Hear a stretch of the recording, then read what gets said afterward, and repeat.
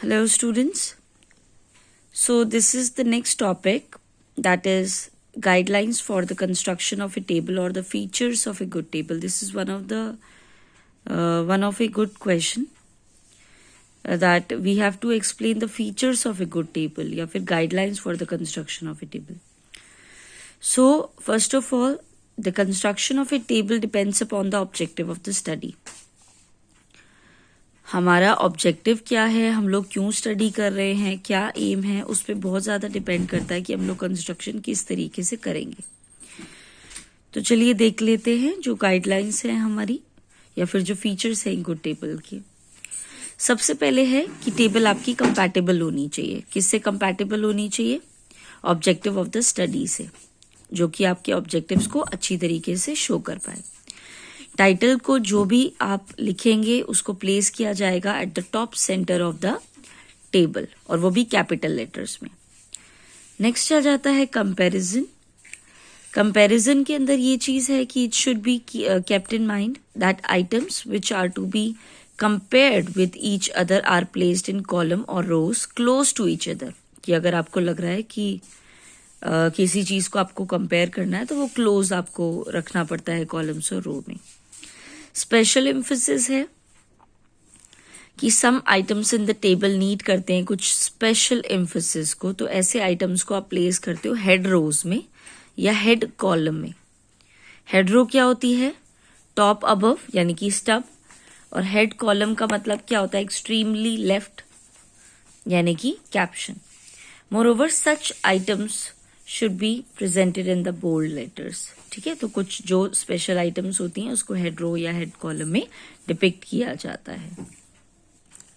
Then है ideal size, कि जो भी आप टेबल कंस्ट्रक्ट कर रहे हैं, ड्रॉ कर रहे हैं, उसका आइडियल साइज होना चाहिए. आप पहले एक रफ ड्राफ्ट बनाएंगे, एक स्केच बनाएंगे कि how your table will look like, कितने रोज बन रहे हैं, कितने कॉलम बन रहे हैं, और फाइनली उस ड्राफ्ट को अप्रूव करेंगे, तभी उसका टेबल का कंस्ट्रक्शन होगा. अगर आपको लगता है कि कोई चेंजेस रिक्वायर्ड हैं या आपका टेबल बड़ा बन रहा है, तो ऐसे केस में आपको रीड्रॉ करना पड़ेगा उसको.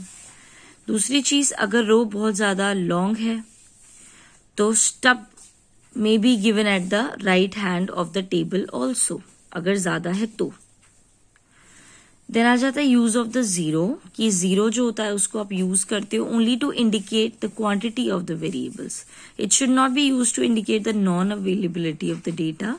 लेकिन अगर डेटा आपका मतलब अगर आपका जो डेटा है वो नॉट अवेलेबल है, it should B indicated by NA और माइनस हाइफन साइन. हेडिंग्स जो होते हैं उसको जनरली रिटन किया जाता है सिंगुलर फॉर्म में.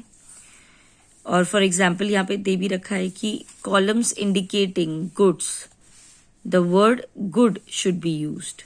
ठीक है, गुड यूज करना चाहिए. सिंगुलर है, गुड्स प्लूरल है, गुड आपका सिंगुलर है.